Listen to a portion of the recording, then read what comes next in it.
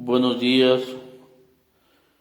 buenas tardes, buenas noches. Vamos a ver un tema muy importante para los católicos, para los cristianos, la interpretación de la Biblia. Estoy dando el curso de las respuestas, en las escrituras con este libro que les presento. Ya, ya hay varios videos que tengo de este libro en en este Face que tengo. Tengo una cuenta de este Face, este, en donde están todos esos temas de la defensa de la fe. La respuesta está en las escrituras, preguntas y respuestas. Voy a, ahorita voy a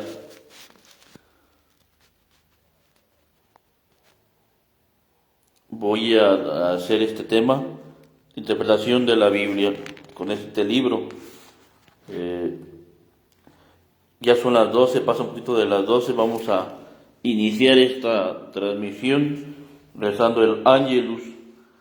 Recuerden que el Ángelus era una oración para toda la Iglesia Católica, en todas partes donde esté la Iglesia Católica, se debe rezar a las 12 del día para recordar el anuncio del ángel Gabriel a la Santísima Virgen María, que iba a ser la Madre de Dios. Entonces vamos a iniciar en el nombre del Padre, del Hijo y del Espíritu Santo. Amén.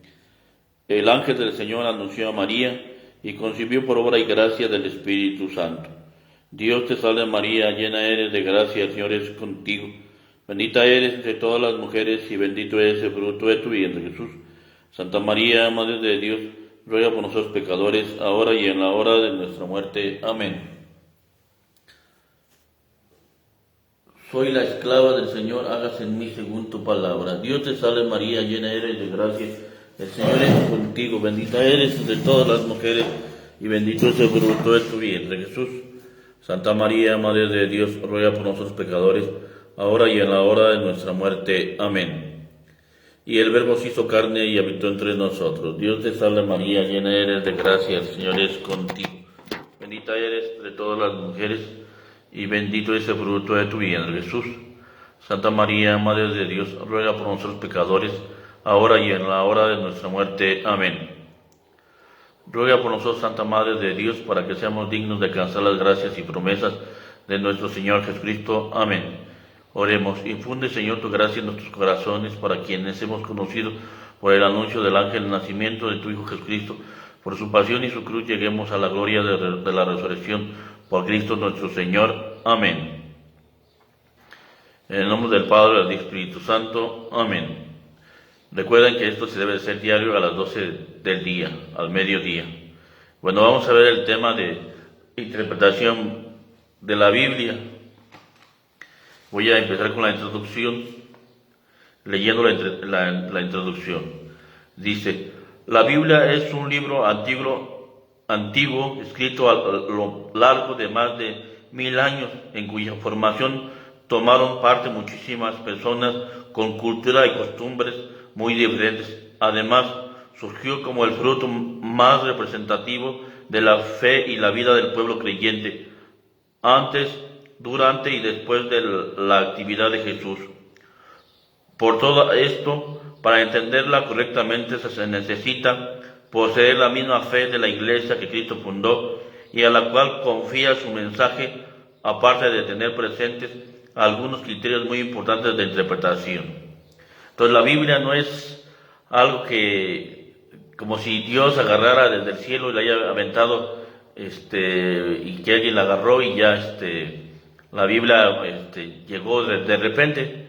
No, la palabra de Dios es el resultado de la vivencia de la fe, primero del pueblo de Israel y después del nuevo pueblo de Dios, que es la Iglesia Católica. Solamente se puede vivir o más bien, solamente se puede interpretar correctamente la Biblia dentro de la Iglesia que Cristo fundó, que es la Iglesia Católica. No, no es un libro en que lo haya, Dios haya permitido que se hiciera ese libro que en realidad no es un libro, es una colección de libros, pues se llama Biblia, que es una biblioteca, con la finalidad de que cada quien pudiera entenderla como quisiera, ¿no? Tiene que haber un criterio de interpretación para que no se caigan errores. Por eso actualmente existe la idea de Lutero de que cada quien podía interpretar la Biblia como ellos quisieran. Por eso actualmente existen muchas sectas protestantes. Muchas sectas protestantes existen por la interpretación libre de la Biblia.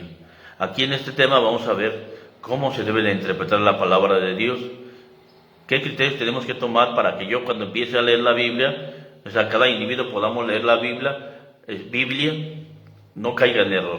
Si yo soy católico, si yo soy cristiano, si soy miembro de la iglesia que Cristo fundó, debo seguir estos criterios. ¿No? Por eso también dentro de y en sí así pasó con Lutero, siendo parte de la iglesia, era un monje agustino que se le ocurrió leer la Biblia e interpretarla a su manera, y de ahí empezó, en 1517, él empezó el protestantismo, y al seguir su criterio, todos los que le siguieron, hubo una división total. Hoy hemos visto, por ejemplo, en la misa, hemos visto lo que era la Torre de Babel, que es la confusión, la división, y si nos vamos lo contrario de la división y la confusión, es Pentecostés, el día de Pentecostés, todos, aunque tenían diferentes lenguas, que Dios les dio ese don de lenguas a las personas, ¿qué pasó? Que se entendieron. Entonces nosotros tenemos que vivir un Pentecostés. Ahora se está viviendo un nuevo Babel, otra torre de Babel, se ha vuelto a ver con el protestantismo, porque cada quien está dividido y cada quien interpreta la Biblia como se le antoja, y por eso cada quien funda su propio changarrito, su propio negocio de fe para engañar a la gente, llevarlos a sus grupos, cobrarles el diezmo y así poder, y con la Biblia en la mano, todos, hace 8 días, mañana va a ser 8 días, platicando con un bautista y que después se molestó. Su iglesia es la verdadera. Los testigos de Jehová dicen lo mismo, los mormones dicen lo mismo, los testigos de Jehová dicen lo mismo, pero todos con la Biblia. Y yo les decía así, pero como él no me dejó porque se molestó, porque todas las sectas quieren que el católico, porque todos buscan católicos, no es de que sí hay que se van cambiando de una secta a otra, pero la mayoría son católicos. Entonces, vamos a ver este tema de la interpretación de la Biblia, y ojalá les ayude a los católicos para que cuando lean la Biblia y quieran entender una parte de la Biblia, ya sepan cómo debe de interpretarse la Biblia. Vamos a iniciar este libro, tiene preguntas y respuestas de una forma sencilla para que se entienda fácilmente y no haya tanto rollo. ¿Qué se necesita para interpretar correctamente la Biblia? Para interpretar correctamente la Biblia se necesitan tener en cuenta, aquí hay un resumen y lo voy a leer las partes nada más. Dice, número 1, estudiar el texto. 2, examinar el contexto. 3, tener en cuenta los textos paralelos. 4, la analogía de la fe. 5, la tradición viva de la iglesia. Y 6, y el papel del magisterio conformado por el Papa y los obispos. Estos son los 6 puntos que vamos a ver en este tema. Número 1, el texto. Las palabras tienen un significado distinto según el tiempo y el lugar, como puede verse en el tema Hermanos de Jesús, página 93-95, con el término hermano y la palabra primogénito. Entonces, no podemos interpretar la Biblia si no conocemos realmente el significado de las palabras. Para los israelitas se traduce la Biblia al español, pero los israelitas cada forma pensaban diferente que nosotros, por lo tanto para nosotros las cosas ya no son igual, y tenemos que interpretar la Biblia a su forma de ver ellos para que no se caiga en error, porque si nosotros lo interpretamos como lo está hablando aquí, la palabra primogénito, si lo buscas en el diccionario normal, pues lógico, en el diccionario normal que dice primogénito, el primer hijo, dice así, pero ya viéndolo a la luz de la palabra de Dios, a la enseñanza de la Biblia, vemos que es una ley de los primeros nacidos nada más, pero no quiere decir que por eso tiene que haber segundo hijo, tercero, no.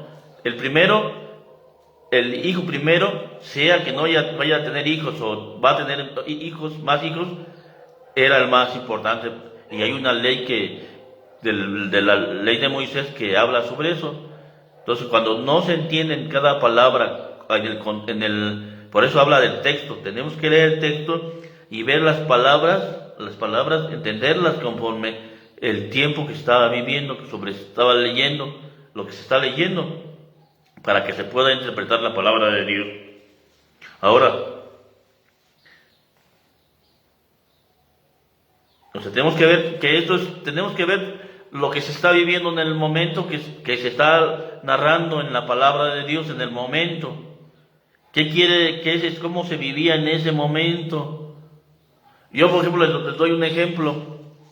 Cuando yo era joven, yo ya leí la Biblia y mi hermano y mi mamá no la leían casi. Entonces, ellos no entendían por qué en la Iglesia Católica no puede haber la poligamia. Más bien la pregunta que me hicieron fue, ¿por qué dice la Biblia que en el Antiguo Testamento se podía dar una carta de divorcio? Para que esté más claro ese punto, una carta de divorcio. Si nosotros aquí se dice que no se puede divorciar, ¿por qué decía así? O sea, no entendían el contexto de lo que se vivió en el Antiguo Testamento en ese momento. En ese momento, allá en el Antiguo Testamento, había una ley donde sí se permitía el divorcio. Y Jesús hace referencia a eso. Pero él dice claramente después en la Biblia, él mismo lo dice, que no puede haber divorcio. Entonces, ya interpretando bien la palabra de Dios, cada palabra como se entendía, como se entiende en el tiempo que se está viviendo, si nosotros entendemos qué significaba en ese momento, pues ya se puede interpretar correctamente la palabra de Dios. Si no, se va a querer interpretar una palabra en nuestro tiempo sin la mentalidad de lo que ellos estaban viviendo. Eso es lo primero que se debe de entender. Y el lugar, pues en cada lugar hay diferentes formas de pensar, de formas de tradiciones, de costumbres. Entonces, las costumbres del Antiguo Testamento no son las mismas costumbres que nosotros tenemos aquí en México, o las mismas costumbres que se tienen en Estados Unidos, o en Latinoamérica, o en Europa. No es lo mismo. Por lo tanto, se debe de interpretar la palabra de Dios según de ese lugar donde cada parte se está leyendo. Para eso es necesario entender esas partes. Que se viva según el lugar donde se está leyendo. Por eso tenemos que ver eso. ¿Qué se está leyendo? ¿Cómo se está leyendo la palabra de Dios? Ahora vamos a ver el contexto.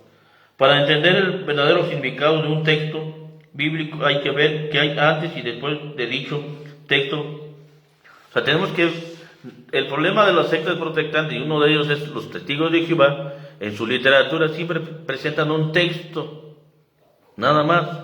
O sea, una cita bíblica,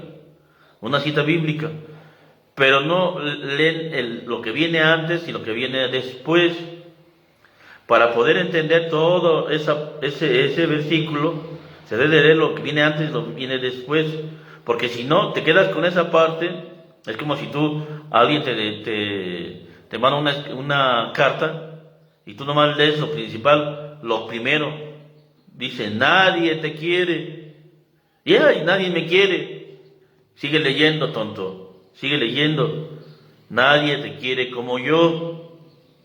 Y continúa la lectura. Así la palabra de Dios. Debemos de leer el contexto antes y después. cuando vayan los hermanos separados y te lean un versículo, diles que te lean lo que dice antes, lo que después, y tú te vas a dar cuenta, vas a entender qué estaba diciendo, porque ellos sacan el texto y lo interpretan y ya dicen, es que así debe de ser. No, pero no leíste el contexto, lo que viene antes ni lo que viene después, y ahí es donde te vas a dar cuenta que estás en un error. Por ejemplo, ¿qué quiere decir Juan 5:39? Juan 5:39 dice, ustedes escudriñan las escrituras pensando en encontrar en ella vida eterna. Según los testigos de Jehová, este versículo quiere decir que también ahora uno puede encontrar la salvación guardando solamente el Antiguo Testamento, puesto que así sucedió antes de Cristo. Pues bien, siguiendo la lectura, vemos que no es así.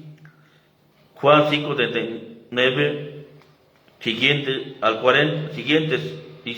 versículos. Las escrituras hablan en mi favor, sin embargo ustedes no quieren venir a mí, con lo cual tendrán la vida.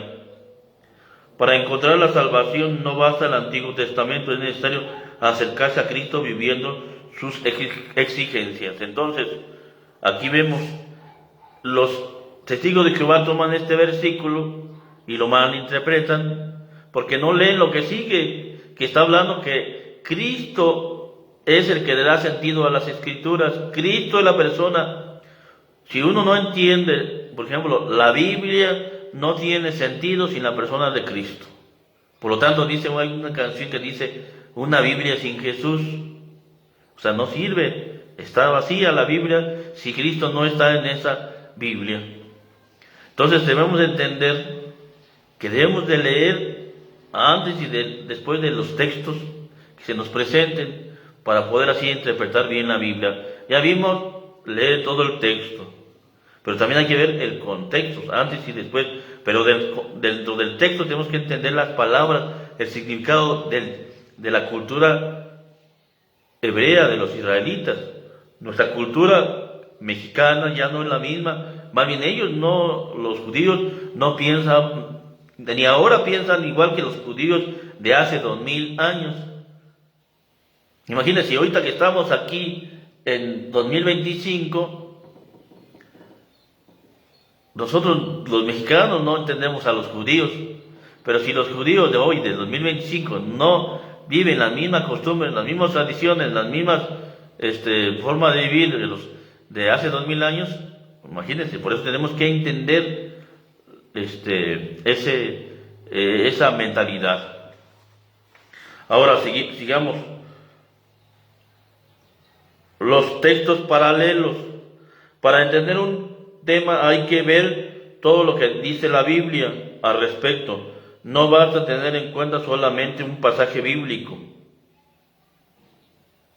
Entonces tenemos que ver todo lo que hable sobre el tema, algún tema en específico. Si estamos viendo algún tema en específico, no lo más, porque es lo que pasa con los hermanos separados. Por ejemplo, un ejemplo, el bautismo. En el bautismo hay un texto donde dice que ellos presentan, el que crea y se bautice se salvará, el que se niegue a creer se condenará. Por lo tanto, dicen ellos, luego entonces, un niño puede creer? ¿Un niño puede creer? Y todo es lógico, no puede creer porque todavía no tiene uso de razón. Entonces, ¿por qué ustedes bautizan a los niños? Pero porque no han leído todos los demás textos, todo lo que habla sobre el bautismo. Y ya si nosotros leemos lo que dice los demás textos sobre el bautismo, nos damos cuenta que también se hace referencia. Por ejemplo, dice, ten fe en el Señor Jesús y te salvarás tú y toda tu familia. Toda tu familia. En una familia no solamente hay pura gente adulta, también hay niños. ¿Y a poco nomás vas a esperar a que sea adulto ya para que tu hijo... Dice aquí, ten fe en el Señor Jesús y te salvarás tú y tu familia. Y en aquel entonces las familias no eran solamente el papá y la mamá, la mentalidad de ahora, ¿no? Eran más extensas, estaban los esclavos, los trabajadores, era más grande la familia. se considera de esa forma. Entonces hay que leer los textos paralelos, o sea, todo lo que tiene que ver con ese tema que estamos viendo, para poder entenderlo. Si no, se va a caer en ese error que tienen los hermanos separados, de presentarse una sola cita y pensar que con esto ya. Nosotros no debemos bautizar a los niños pequeños, porque no tienen, dice, no tienen pecado. ¿No viste que dice, Romanos, un solo hombre pecó, todos fueron pecadores. Salmo 51, en pecado me concibió mi madre. O sea, son ejemplos que doy para que entendamos que hay textos paralelos, textos que hablan todo de ese tema, de un tema en específico.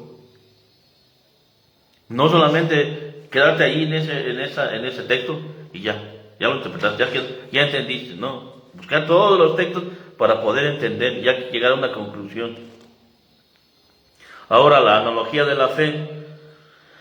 Analogía de la fe. Siendo Dios el autor de toda la Biblia, no puede haber contradicción entre una verdad y otra. Por ejemplo, una vez aclarado que Dios quiere la salvación de todos los hombres, no se puede admitir la predestinación, es decir, que Dios decida de antemano quién se va a salvar y quiénes se van a condenar.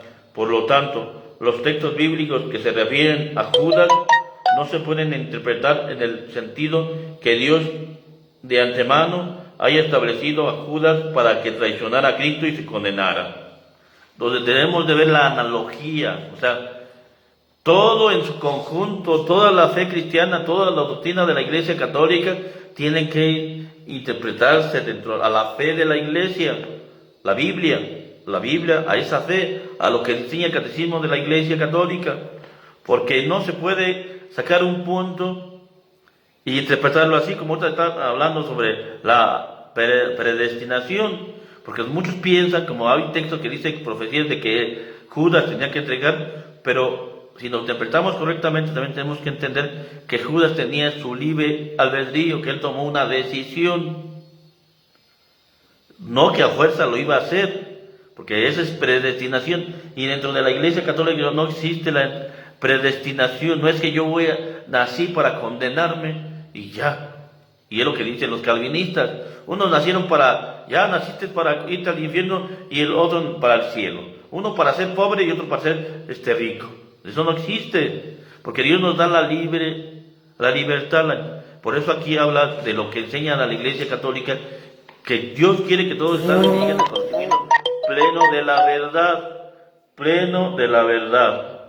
Entonces, entendiendo la analogía de la fe, o sea, todo lo que ha enseñado por 2000 años la Iglesia, no podemos, si yo leo una parte de la Biblia, decirles que, como hay muchas cosas que vemos con los testigos de Jehová.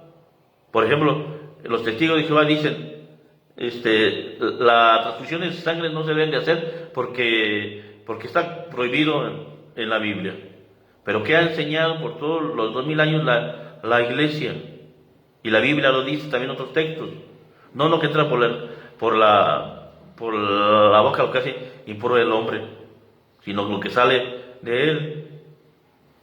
Entonces la sangre no tiene nada que ver. Ahora, la Iglesia, pues esos 2000 años, ha llegado a la conclusión. ¿Por qué se prohibía la comer algo? Porque la sangre, ¿por qué se prohibió en el Antiguo Testamento? Porque se creía que la vida estaba en la sangre. Hoy actualmente la Iglesia enseña que la vida no está en la sangre. El alma es la parte del ser humano, que es la que te da inteligencia, la que te da entendimiento, la que te da hace mover tus miembros, caminar, ir, venir por el alma, por el espíritu. Pero el espíritu no está en la sangre nada más, está todo el ser, en todo, en tu alma. Entonces, si entendemos qué es lo que dice la Iglesia que Cristo fundó, en ese tema vas a poder entenderlo, pero no puede haber contradicción. Todo, por ejemplo, los hermanos separados. Un ejemplo, el diezmo. Otro ejemplo que voy a poner, el diezmo. Nosotros en la Iglesia se cobra el diezmo en la Iglesia Católica, pero no como dice la Biblia, la ley de Moisés, la 10ª parte, no. Se dice un día de salario al año, pero al año, nada más. De lo que ganaste en un día, vas a poder llevarlo a la iglesia. Y de buena voluntad, no obligatorio, como los hermanos separados. Entonces, si entiendes lo que enseña la iglesia y lo comparas con lo que dice la Biblia, no puede haber contradicción. La cosa es que se malinterpreta y se toman como... Por eso en el protestantismo hay muchas broncas, porque todo se queda así nada más. Así, unos dicen una cosa y otros dicen otra cosa.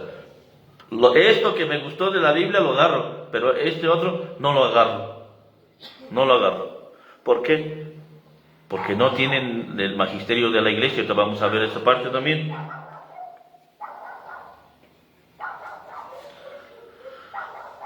La tradición viva de la iglesia.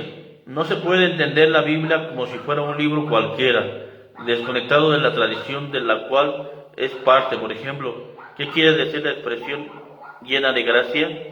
Lucas 1:28, aplicada a la Virgen María. La tradición viva de la iglesia la interpreta en el sentido de que la Virgen María no tuvo ningún pecado, ni original ni actual. Entonces es muy importante que entendamos esto, que no se puede interpretar la Biblia sin el magisterio, sin la tradición viva de la iglesia. Entendamos, tradición, la palabra tradición no es con T minúscula, es con T mayúscula. Y esa tradición se hace referencia, y ese tema ya lo vimos, Biblia y tradición. Vean el video de Biblia y tradición que ya está en YouTube. Y también están en Facebook. Aquí, esa palabra de tradición, ¿qué hace referencia? La tradición de la Iglesia Católica, o sea, todo lo que vivió la Iglesia, que Jesús le enseñó, que no está escrito, que no se escribió, pero que después de que se conformó la Biblia, siempre la Iglesia ha vivido, siempre la Iglesia hasta nuestro día sigue viviendo. La tradición viva de la Iglesia, lo que se transmitió de viva voz. O sea, tradición en general también es parte de la Biblia, pero hay, aparte de la Biblia, otras cosas que la Iglesia también, recibida de nuestro Señor Jesucristo. Esa es la tradición apostólica, y eso debemos tomarlo en cuenta. Los hermanos separados no lo tienen y la confunden por tradiciones mundanas, y por eso dicen, ustedes católicos son mundanos, y Jesús condenó la tradición, pero no estaba diciendo este tipo de tradición, estaba hablando de las tradiciones que apartaban de cumplimiento de la palabra de Dios, de la ley de Moisés. De eso se hace referencia Jesús, de eso hace referencia Jesús. Pero ellos, como no entienden qué es la tradición apostólica, o sea, la tradición de los apóstoles, caen en ese error. Entonces nosotros debemos ver qué dice la tradición para poder entender la Biblia. ¿Qué piensan los protestantes acerca de estos criterios para interpretar la Biblia? Acerca de estos criterios para interpretar la Biblia, es difícil saber si los protestantes no los conozcan o no los acepten. Lo que sí es fácil notar es cómo no los aplican, y por lo mismo caen en muchos errores, como se verán en el capítulo siguiente, que presentan sus objeciones. Entonces, nosotros no sabemos si realmente ellos saben de estos criterios, estos 6 puntos que acabo de tratar de explicarles, pero se ve claramente que entre ellos no lo practican porque hay una confusión muy grande, porque unos dicen una cosa, otros dicen otra cosa, otros son diferentes. Entonces es muy importante que nosotros entendamos que los hermanos separados no siguen estos criterios, aunque lo saben o no lo sepan, pero no los viven. ¿Por qué? Porque viven diferentes en cada... Aunque ellos dicen, por ejemplo, yo he visto videos de hermanos separados, la iglesia evangélica, y yo pregunto, ¿cuál iglesia evangélica? Porque hay muchas iglesias evangélicas. Están los ¿cómo se llama? Los sabanistas se consideran evangélicos. Los bautistas también se consideran evangélicos. Los pentecostales también se consideran evangélicos. El problema es ese, que ellos piensan, pero no se ponen de acuerdo entre ellos no se ponen de acuerdo, pero aún así piensan que es normal la división que tienen ellos. Y no, Jesús dice que todos sean uno, como tú y yo somos uno, Padre, tú en mí y yo en ti, así el mundo creerá que tú me has enviado. Y el problema de que la gente no cree, y es como el testimonio, y aquí voy a entrar, es testimonio. Después de casi, ¿qué serán? 9 años de que traté una mormona y que era mi novia y que era muy mormona con todas sus familias, todos sus familiares, toda su familia. Ahora ya pasaron los 9 años, apenas que la volví a ver, platicando con ella, ya está decepcionada de su fe mormona porque le dieron mal testimonio. ¿Por qué? Porque no viven la fe en realidad, porque no viven conforme a la voluntad de Dios. ¿Cuál es el criterio último y más importante en la interpretación de la Biblia? El criterio último y más importante en la interpretación de la Biblia es el magisterio de la Iglesia, el Papa y los obispos, a quien el mismo Cristo confirió su evangelio para que llegara completo y sin errores hasta el fin del mundo. Tenemos que tomar en cuenta al Papa y los obispos. Recordemos que el Papa es la persona de San Pedro, de su sucesión apostólica. Los obispos son los sucesores de los apóstoles. Por lo tanto, nosotros debemos de seguir lo que dicen ellos para que no caigamos en error como caen ellos en muchos errores, porque no tienen un magisterio, no tienen una jerarquía establecida como la dejó Jesús, como la hizo los apóstoles. Ese es el problema de los hermanos separados. Y no tienen la validez porque no tienen la sucesión apostólica, aunque ellos pongan sus argumentos para decir es que la nuestra es la verdadera. No, históricamente se puede demostrar que la Iglesia Católica es la verdadera, que mientras ellos no. 1517, cualquier historiador, si tú le preguntas a un historiador serio cuándo empezó el protestantismo y todas las sectas protestantes, desde cuándo surgen, te van a decir la verdad. Un verdadero, aunque no sea cristiano, que sea un ateo, sabiendo historia, te va a decir, no, pues desde 1517 surgieron todo el protestantismo. Entonces, ¿cómo pueden decir ellos que son la Iglesia de Cristo? No pueden decirlo. Lo dicen porque quieren seguir en el business, pero no tienen validez, no hay validez. Vamos a leer Mateo 28, 18 al 20. Entonces Jesús, acercándose, les habló con estas palabras: todo poder se me ha dado en el cielo y en la tierra.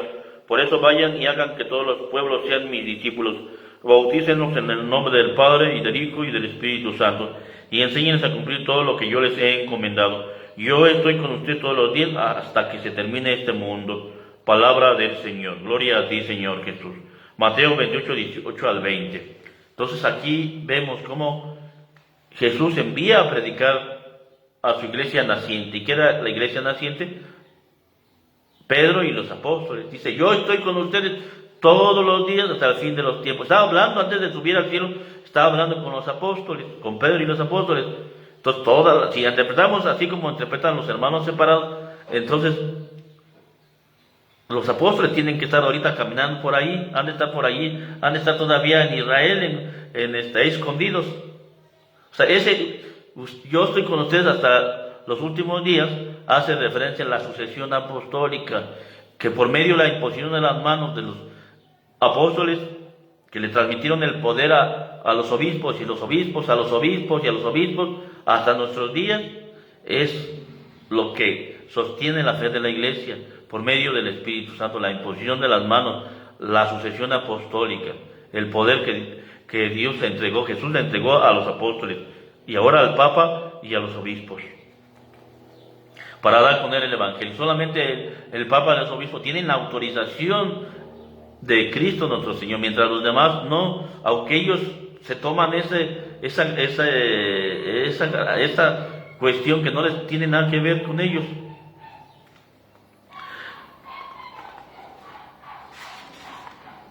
¿Qué hay que pensar acerca del principio de la libre interpretación de la Biblia?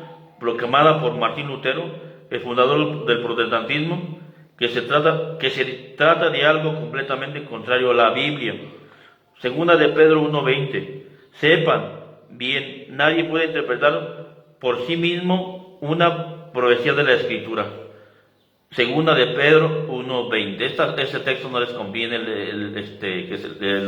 leer a los hermanos separados, porque aquí dice claramente: sepan bien, nadie puede interpretar por sí mismo una profecía de la Escritura. La Biblia no se puede interpretar aisladamente, cada quien como que le dé la gana.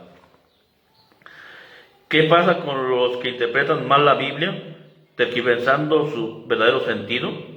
Los que interpretan mal la Biblia, tergiversando su verdadero sentido, se perjudican a sí mismos y corren el riesgo de perderse. Segunda de Pedro 3:16. Hay en ellas, las cartas de San Pablo, algunos puntos difíciles de comprender, que las personas ignorantes y poco firmes en la fe tuercen lo mismo que las demás escrituras para su propia perdición. Tuercen las escrituras para su propia perdición, dice San Pedro, en la primera carta de San Pedro, pero en la segunda carta de San Pedro, capítulo 3, versículo 16. Entonces, es muy importante que sigamos estos criterios que la Iglesia Católica enseña. Primero que vamos a ver cuáles son esos criterios, que ya los vimos, pero nomás como un repaso. Estudiar el texto, o sea, leer el texto y entender palabras, pero con la mentalidad de allá, del tiempo de los israelitas, porque ellos son los que escribieron, los israelitas, los hebreos, los judíos fueron los que escribieron la Biblia. Cristo era un judío, la Virgen fueron judíos, los apóstoles eran judíos. En esa mentalidad se debe leer el texto. Examinar el contexto, hay que leer lo que viene antes y lo que viene después, o sea, no solamente un versículo, sino lo que dice antes y lo que viene después. Tener en cuenta los textos paralelos, todo lo que dice de un tema en la Biblia en conjunto, todo sobre cada tema se debe de leer. No solamente lo que te digan de un texto y ya saques una interpretación y ya es eso. No, todo lo que hables sobre eso para poder llegar a una conclusión. La analogía de la fe, o sea, todo lo que la Iglesia ha enseñado por 2000 años no se puede contradecir. No hay contradicciones en la Iglesia Católica, no hay contradicción. 5. La tradición viva de la Iglesia. Tenemos que ver qué ha enseñado la Iglesia por esos 2000 años, su tradición, lo que le enseñó Jesús, lo que le enseñó que no está escrito, porque la tradición con la Biblia la conjugamos, es todo el Evangelio, es todo el Evangelio de Cristo nuestro Señor.